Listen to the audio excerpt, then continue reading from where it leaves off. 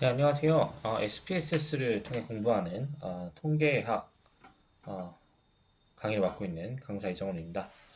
자, 오늘은 일단 기초적인 통계학 내용이랑 그다음에 SPSS가 뭔지, 뭐 설치하는 방법이라든지 이렇게 기초적인 그런 툴이 어떻게 이제 진행되는지 알아보는 시간을 가져보도록 할 건데, 일단 통계학의 기초 내용부터 보면서 내용을 진행해 보도록 할게요. 자, 일단 오늘 목차는 통계학이란 뭐냐, 그 다음에 통계학의 종류가 뭐냐, 어떤 게 있냐, 그 다음에 통계 조사에 대해서 이제 공부하는 시간을 가질 건데, 일단 통계학이란 뭘까? 이것부터 한번 생각을 해보도록 할게요. 통계학에 대한 정의가 일단 러프하게 이제 내려져 있는데, 일단 통계학이라고 하는 거는 자연 또는 사회 재현상에 대해서 우리 관심 대상이 정확히 선정되어야 하면서 연구 목적에 필요한 자료와 정보가 최적의 방법으로 수집되고 수집된 자료는 과학적인 이론에 의해 요약 정리 분석되어 과학적인 추론 및 불확실한 미래를 대비하기 위한 합리적인 의사결정을 해야 한다. 그래서 이러한 결론을 도출하기 위한 걸 통계학이라고 한다. 이렇게 얘기를 하고 있어요. 그러니까 우리가 이제 사회 재현상이나 아니면 자연에서 우리가 이제 고려하고 싶은 그 연구 목적을 선정을 해서 합리적인 의사결정을 할 수 있게끔 그 과학적인 그 재료들을 이렇게 퍼부어서 결과를 추론하는 그런 상태를 러프하게 통계학이다 이렇게 얘기를 하는데, 실제로는 이제 수학적 기법들을 많이 적용해서 어떤 데이터들에 대한 분석을 한다거나 아니면은 그 우리가 검증하고 싶은 가설을 추론한다거나 뭐 이런 일을 하는 게 이제 통계학이라고 생각할 수 있겠죠. 자, 밑에는 이제 간단하게 읽어보면 통계학은 자연과학을 포함하여 의학, 공학, 농학 등의 모든 학문 분야에 이용되고 있는 과학성이 있고, 이 통계학에서는 어떤 자료에 근거하여 자연 또는 사회 재현상에 대한 과학적인 추론과 불확실한 미래를 대비하기 위한 합리적인 의사결정을 하고자 하는 학문이다. 이렇게 얘기를 하고 있어요. 그러니까 실제로 이 통계학이 요즘에는 이제 전반적으로 다 이용되고 있죠. 어, 어, 의학에서도 뭐 이런 임상 통계 같은 걸 고려할 수도 있고, 보건 통계 같은 걸 고려할 수도 있고, 그다음에 생명, 그다음에 뭐 공학에서도 사용되고, 뭐 데이터 분석에도 사용되고, 아니면은 어떤 그 식품에 대한 검증을 하기 위해서 이 통계를 이용하기도 해서 이 사회 전반적인 모든 현상에 대해서 이용되고 있는 상태로 이렇게 볼 수 있을 것 같아요. 그래서 요즘에 이제 활용도가 엄청 높아진 상황인데, 이런 거를 이제 통계학이라고 하겠다고 정의하고 있어요. 자, 그러면 이제 그 다음 내용을 한번 또 보도록 할까요? 이 통계학에는 크게 두 가지 정도를 생각하면 좋을 것 같은데, 하나가 이제 기술 통계학이 있고, 그 다음에 추측 통계학이 있어요. 네, 기술 통계학이라고 하는 거는 약간 전수조사가 가능한 거를 생각하시면 좋을 것 같아요. 그러니까 전체 우리가 연구하고 싶은 그 집단에 대한 데이터가 있는 경우에 생각을 해보면 자료를 수집하고 정리하고 그다음에 도표나 표를 만들어서 잘 요약하고 그다음에 대표값이나 변동의 크기 등을 구하는 방법들을 고려하는 그런 것들을 이제 기술 통계학이라고 한다라는 거고, 이런 거는 전반적인 데이터가 다 있을 때 가능하겠죠. 그러면 이제 반면에 추측 통계학은 뭐냐라고 뭐 알아볼 건데, 추측 통계학이라고 하는 거는 이름부터 이제 추측이라고 하는 거니까 어떤 추론의 의미를 갖고 있겠죠.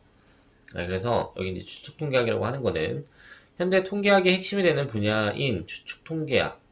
요즘에 이제 추측 통계학이 주요하게 여겨지고 있어요. 왜냐면 어떤 추론의 의미를 갖기 위해서 저희는 이제 추측이 이제 중요하게 이제 볼 건데, 실제로 관측한 표본을 이용하여 불확실한 모집단의 특성을 추측할 때 이런 걸 과학 추론 방법을 다루는 분야를 말한다. 이렇게 얘기하고 있어요. 그러니까 여기서 얘기하고 싶은 거는 불확실한 모집단에 대한 특성을 추측한다. 그래서 전체에 대한 데이터를 갖지 못할 경우에 보통 적용되는 걸 추측 통계학이라고 하고 크게 뭐 기술 통계학과 추측 통계학 정도로 통계학을 나눌 수 있다. 이렇게 얘기를 할 수 있어요. 자, 근데 이렇게 얘기하면 구체적인 용어들이 헷갈릴 수 있기 때문에 일단 먼저 용어를 좀 나눠놓으면 좋을 것 같은데 이 모집단이라는 게 있고 표본이라는 게 있어요. 모집단이라는 거는 보통은 우리가 연구를 하고 싶은 전체 집단을 모집단이라고 하는데 구체적으로 한번 읽어보자면 이런 거예요. 방대한 자료 중에서 일부를 추출하여 통계적 처리를 하게 되는데 이때 연구 대상이 되는 모든 가능한 관측값이나 측정값의 집단을 모집단 또는 통계적 모집단이라고 한다. 이렇게 얘기를 하고 있어요. 그러면 우리가 이제 데이터들을 셋도 일종의 이제 모집단으로 볼 수 있겠죠. 그래서 이제 전체 모집단을 이제 고려하는 게 모집단. 전체 데이터를. 자, 그 다음에 통계적 처리를 위하여 모집단에서 실제로 추출한 관측값이나 측정값의 표본을 집합을 표본이라고 한다. 이렇게 얘기하고 있어요. 표본의 특성을 수치한 거를 통계량이다. 이렇게 얘기를 하고 있네요. 그러니까 이렇게 생각해 보시면 될 것 같아요. 내가 이제 계란이라는 거를 조사를 하고 싶어요. 계란 전체를 조사를 하고 싶은데 계란이 너무 많은 거죠. 계란이 너무 많아서 다 처리하기 힘들 것 같고 몇 개의 샘플을 꺼내는 거죠. 샘플을 표본이라고 생각하시면 돼요. 표본 이렇게. 이 표본을 가지고 우리가 구하고 싶은 그러니까 전체의 뭐 손표율이 얼마냐 이런 거를 수정하게 될 거 아니에요. 근데 그런 거를 표본에 대해서 먼저 손표율을 찾아보고 그거 가지고 모집단에 대한 손표율이 얼마인지를 추정하는 상태가 될 텐데 자 그러면 그때 표본의 그 손표율이 통계량이라고 보시면 될 것 같아요. 자, 그래서 이런 표본들의 특성을 수치로 밸류로 만든 게 통계량이다. 이렇게 얘기하고 있어요. 자, 앞에서 이제 기술 통계학이랑 추측 통계학을 러프하게 얘기했는데 이건 이제 전수조사랑 연결을 지어서 한번 얘기를 해보죠. 일단 보통은 이제 전수조사라는 게 있어요. 전수조사. 그 다음에 표본조사라는 게 있어요. 표본조사.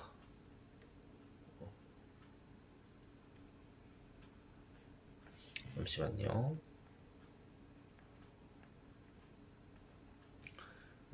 혹은 표본조사 혹은 뭐 이렇게 그 임의로 샘플을 뽑아서 조사하는 거죠. 그러니까 전수조사가 아닌 걸 생각하면 될 것 같은데 전수조사가 일반적으로 항상 가능하냐라고 하면 사실 불가능하죠. 일반적으로는 불가능하죠. 일반적으로 불가능하다는 얘기는 뭐냐면 항상 전수조사가 가능한지에 대해서 얘기를 해보자면 그게 불가능하다는 거예요. 왜 그러냐면 아까 말했던 그 계란 같은 걸 한번 생각을 해봐요. 계란이 문제가 있다 없다. 계란의 상태가 괜찮다 틀리다 이런 거를 많이 고려한다고 치면 계란을 깨트려 봐야지만 알 수 있는 거죠. 물론 요즘엔 이제 기술의 발달을 통해서 뭐 안에 내부 형태가 어떤지를 뭐 이렇게 엑스레이로 찍어서 알아볼 수도 있겠지만 그냥 우리가 그런 기계가 없는 상태에서 계란을 조사해야 된다고 생각을 해봐요. 그러면은 계란을 깨트려 봐야지 정상인지 아닌지 알 수 있잖아요. 근데 그 계란을 다 깨트리는 거죠. 전수조사라고 하는 거는. 하나도 안 빼놓고 다 깨트리는 거예요. 그러면 우리가 이제 조사하고 싶은 거. 그러니까 계란이 괜찮았다, 안 괜찮았다. 이런 거를 정확하게 알아낼 수 있는 건 맞죠. 왜냐면은 다 조사를 했으니까, 다 깨트렸으니까. 하지만 그러고 나면 어떤 일이 일어나냐면 팔 게 없어지는 거죠. 계란을 다 깨트려 버렸으니까 계란은 괜찮은데 팔 수가 없네 이렇게 되는 거죠. 자, 그러다 보니까 일반적으로 전수조사만 진행될 수 있는 경우가 그렇게 많지는 않아요. 현실적으로 불가능한 경우들이 많다는 거죠. 자, 그래서 보통은 이제 임의로 추출을 해서 전수조사를 하지 않는 경우들이 있는데, 그런 경우들을 이제 가지게 되는데, 아까 말한 대로 기술 통계학이라고 하는 거는 전반적인 모집단에 대한 요약 및 자료를 해석하고 뭐 이런 것들을 고려하는 데다 보니까 전수조사가 가능할 때 많이 쓰이는 거로 생각하시면 되겠죠. 그러니까 추론을 할 때는, 추측을 할 때는 이게 요약하고 정리하고 이런 것보다도 예를 가지고 모집단에 대한 정보를 찾는 거 이런 데 쓰이는 거고, 기술 통계학 같은 경우에는 이렇게 전수조사가 가능할 때 많이 사용된다 이렇게 생각하시면 좋을 것 같아요. 그 다음에 추측 통계학은 불확실한 모집단에서 임의로 표본을 뽑아서 분석을 한 다음에 모집단의 특성을 추측 규명하는 통계학이라고 했기 때문에 이런 경우가 이제 표본 조사 같은 걸 하는 그런 상태로 보시면 되겠죠. 표본 조사.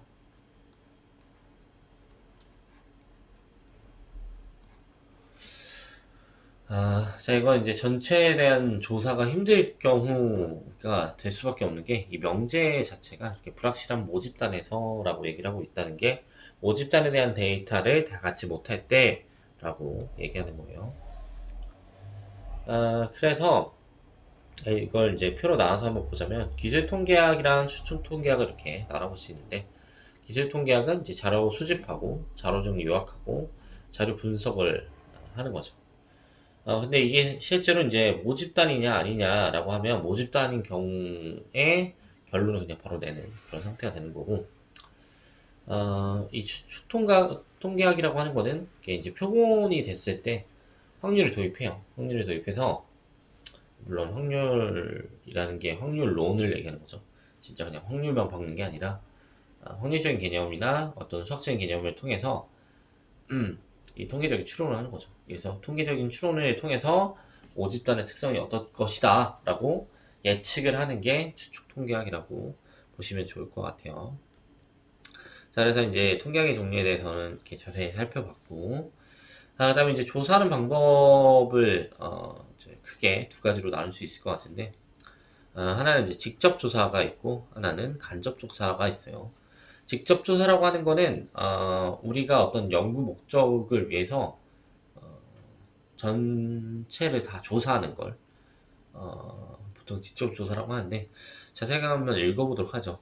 자, 직접 조사라고 하는 거는 전수조사와 같이 모집자 전체를 조사하는 방법이 있고, 그 다음에 표본조사처럼 전체 중에서 일부만 하는 경우도 있다 이렇게 얘기를 하고 있어요. 어쨌든 이건 이제 직접 조사를 한다라는 거고, 간접 조사가 있는데 이 간접 조사는 관찰 주체가 관찰과 집계 과정을 직접 행하는 것이 아니라 다른 목적으로 관찰된 것을 현 조사 목적에 간접적으로 이용되는 걸 말한다 이렇게 얘기하고 있어요. 그러니까 요즘의 상황이 이제 간접 조사 상황이 많죠.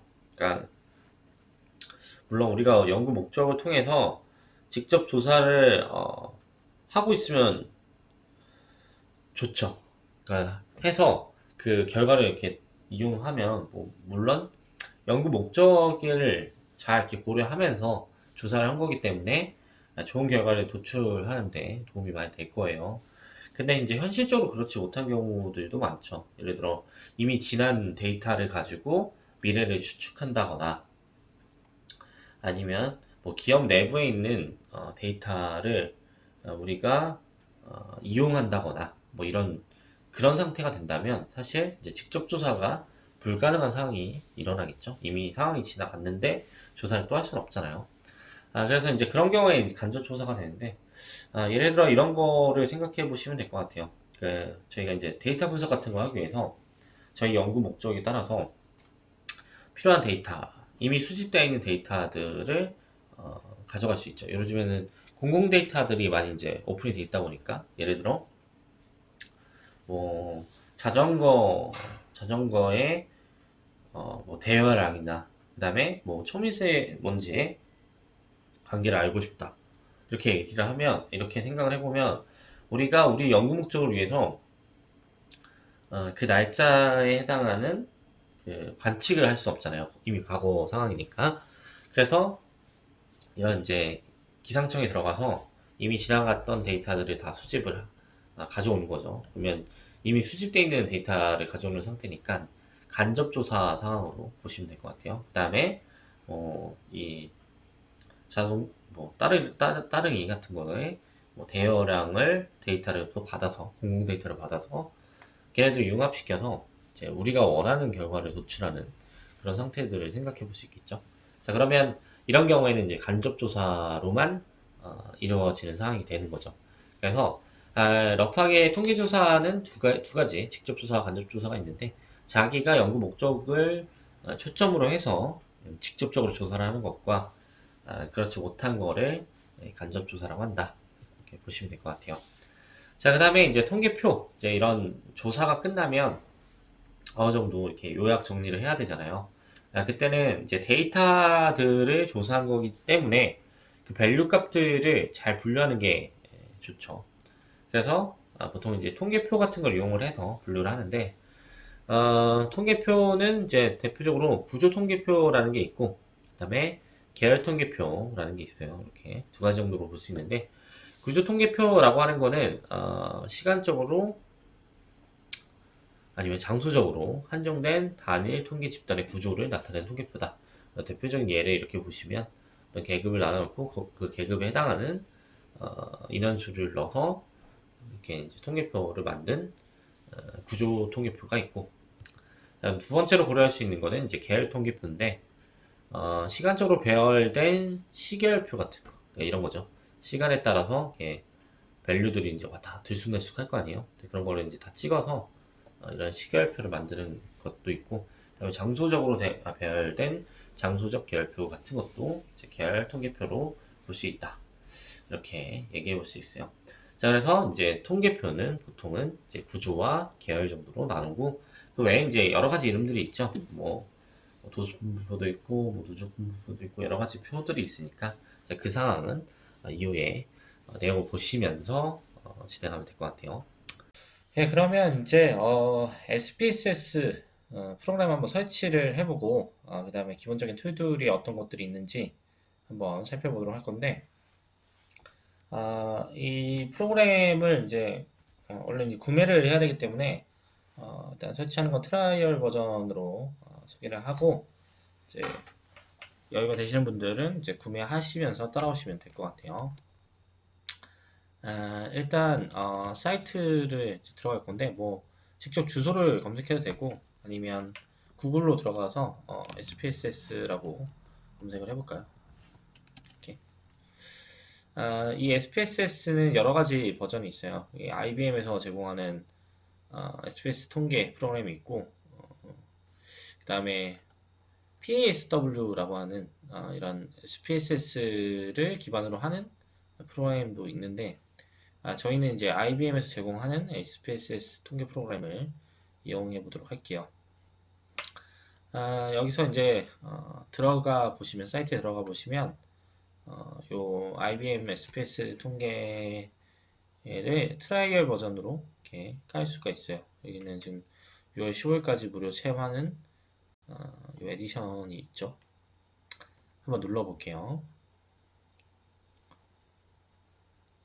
그러면은 요 이제 데모 버전을 깔 수 있어요. 프리 트라이얼이라고 되어 있는데 요 데모 버전 깔아서 일단 이용하시면 되고 실제로는 요거 지금 구매를 하셔가지고 설치를 하시면 된다. 이렇게 말씀드리고 싶어요. 여기는 뭐 이메일 주소 깔고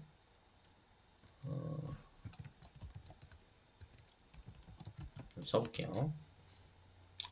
그 다음에 이제 이름이니까 정은 쓰고 이 쓰고 비밀번호는 이제 원래 이제 쓰시는 거 쓰고 그 다음에 뭐 지역 쓰고 지금 비밀번호가 대문자가 하나 들어가야 되는데요. 그래서 이렇게 하고 이제 뭐 다음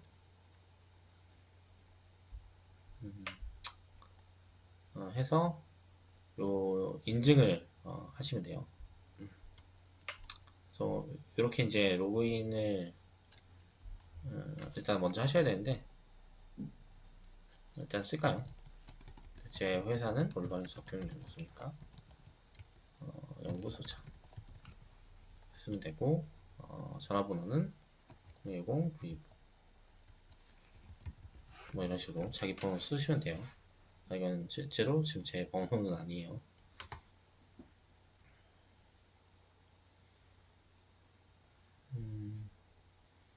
그래서 이 코드를 요 메일로 들어가서 쓴 다음에 여기 이제 확인을 하셔서 아이 등록을 하시고 이 트라이얼 버전을 다운받아서 설치만 해주시면 되는데 이건 이제 설치하는 거 그냥 정말 설치만 하면 되기 때문에 그렇게 그냥 직접 해보시면 될 것 같고 마찬가지로 PASW 통계 프로그램도 이게 이제 무료 트라이얼 버전이 있어요. 그래서 이렇게 이제 이용하는 거를 고려해 보시면 좋겠다.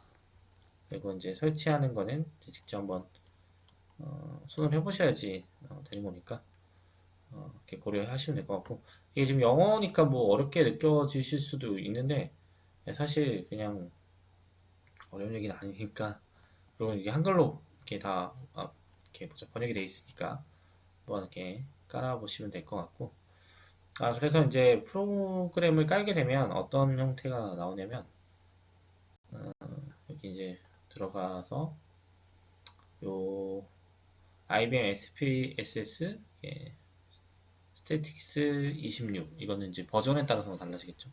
저는 이제 미리 설치를 해놨기 때문에 요거를 이제 이렇게 키면 이 통계 프로그램이 설치된 게 실행이 되는 거죠.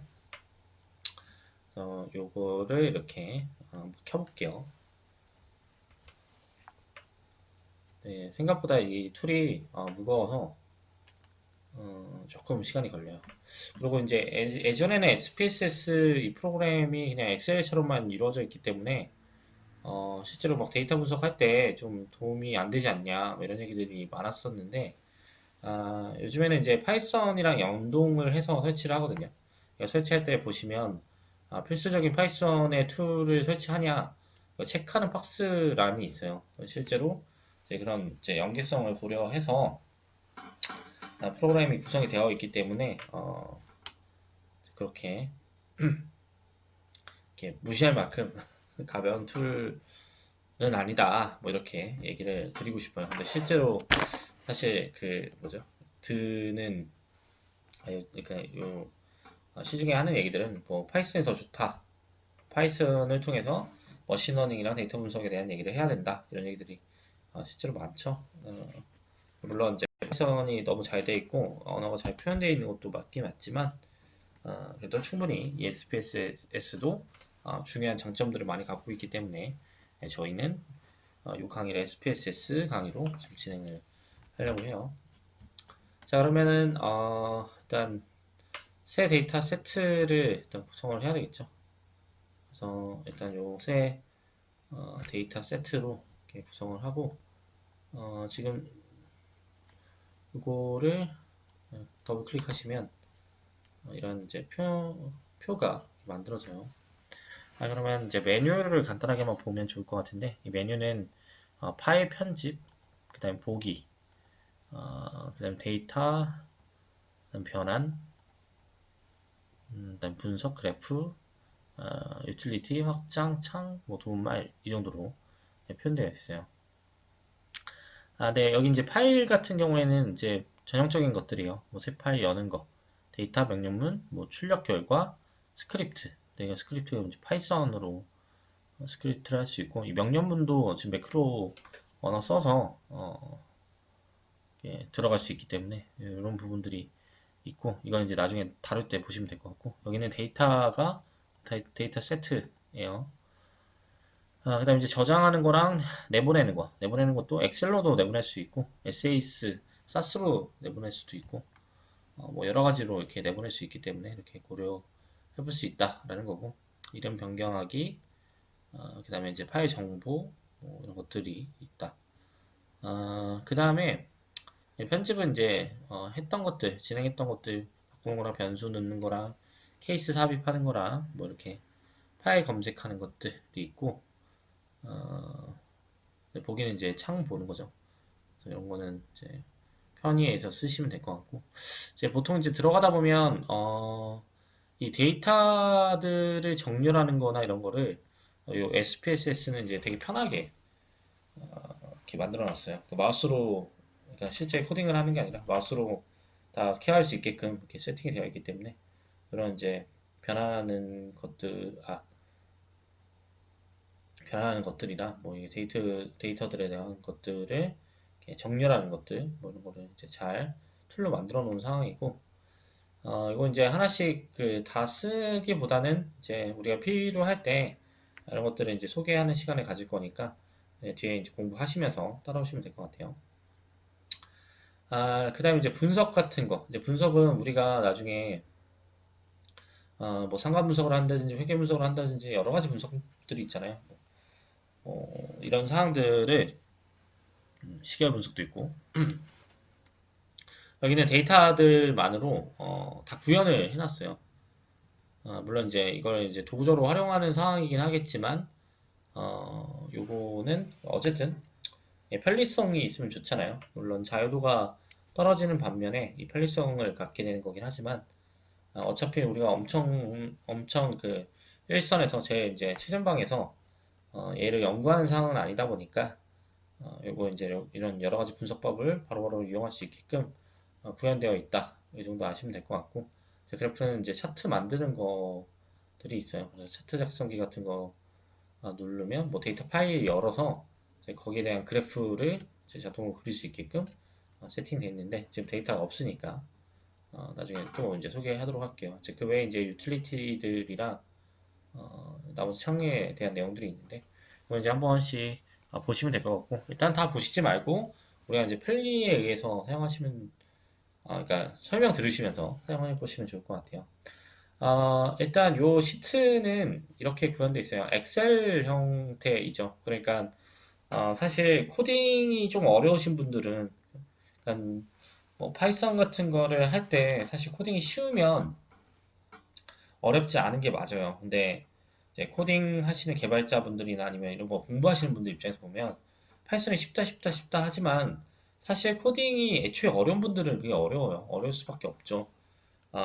물론 저도 사실 프로그래밍을 뭐 중고등학교 때, 그러니까 중학교 때까지 사실 했었어요. 프로그래밍을 했었는데 그 코딩 가지고 뭐 사실 많이 만들어 봤던 것 같아요. API도 구현도 해보고 그 다음에 채팅 프로그램 같은 거 민속 소켓 써서 뭐 채팅 프로그램도 만들어 보고 뭐 그러다가 고등학교 때부터는 입시에 이제 바쁘잖아요. 그래서 입시 교육을 공부하면서 사실 컴퓨터를 내려놨죠. 그리고 이제 수학 교육과로 진학을 하고 수학과 가다 보니까 사실 코딩이랑 거의 담을 싸고 살았던 것 같아요. 그래서 파이썬을 처음 만났을 때 읽을 수는 있는데 손이 안 써지는 그런 안 좋은 상황이 왔었어요.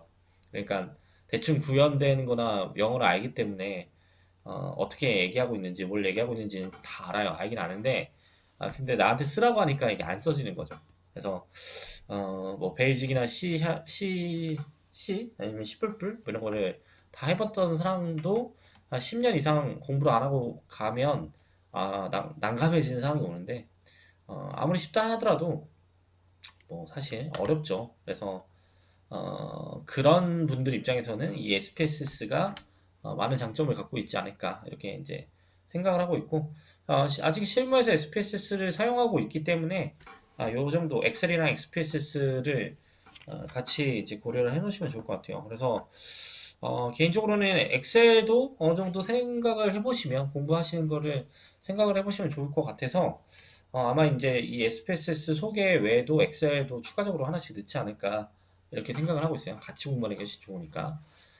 그래서 일단은 뭐 그런 상황이라는 거고, 실제로 이제 R이나 아니면 나중에 이제 또 강의를 찍을 건데, R 같은 거나 이럴 때는 코딩이 들어가요. 사스도 이제 코딩이 들어가다 보니까, 이런 친구들은, 조금 따라오기 어려울 수도 있어요. 파이썬도 그렇고. 근데, 어, 제가 천천히 잘 설명해 드릴 거니까 너무 걱정 안 하시고 따라오시면 될 것 같고, 근데 이게 이제 가시화가 잘 되어 있으니까 요 시트를 엑셀처럼 보면서 처리를 하면 좋을 것 같은데, 엑셀은 여기에 이제 인덱스가 매겨져 있는 건 동일하지만 여기 이제 베리어블, 그러니까 변수가 이렇게 변수라고 딱 지정되어 있는 게 아니라 그냥 행과 열 정도로 표현되어 있죠. 그 엑셀은 여기서 이제 변수라고 이름을 매겨 놓고 있어요. 그래서 엑셀이랑 살짝 다른 부분이 있긴 있죠. 이렇게 보면. 그래서 여기 이제 밸류를 넣게 되면 어, 여기까지 베리어블에 var 이렇게 써가지고 00002라고 이렇게 표현되어 있죠. 그러면 이게 여기에다가 5라는 밸류를 넣으면 여기까지 다 베리어블로 보는 거고, 이때 베리어블은 이제 5가 되는 상황으로 보면 되겠죠. 그래서 요 이제 베리어블의 첫 번째 값이 지금 5가 되는 거고, 두 번째 이게 행이라고 하죠. 행의 값이 2가 되는 상황이에요. 사실 이게 이제 행이고 이게 열인데, 이게 이제 칼럼에 해당하는 값들이 이 베리어블 8에 대한 값이 되는 거겠죠. 그럼 실제로 이 베리어블을 이렇게 눌러보면 변수 보기 형태로 들어가게 되는데, 예, 들어가 있는 숫자, 그러니까 글자가 어떤 유형인지, 그러니까 어떤 타입으로 들어가 있는지를 여기는 제공을 하고 있어요. 그러니까 여기는 지금 5라는 값을 넣기 때문에 밸류잖아요. 그러니까 밸류로 인식이 돼서 이 숫자가 지금 들어가 있는 걸로 계산되어 있는 거죠. 그다음에 너비는 8짜리로, 그다음에 소수점 2까지로 되어 있고, 값은 지정되어 있지 않다. 예, 얘기를 하고 있는데, 기준값을 이렇게 넣을 수 있겠죠. 그다음에 계측값, 그다음에 측도는 뭐 면목형이냐 순서형이냐 이렇게 되어 있고, 그다음에 역할은 목표값이냐 뭐 분할하는 거냐 뭐 이런 걸로 이렇게 역할을 좀 나눠놓을 수 있어요. 그건 이제 일단은 이제 알 수 없음으로 되어 있죠. 아직 뭐가 지정 안 되어 있으니까. 만약에 여기 이제 어,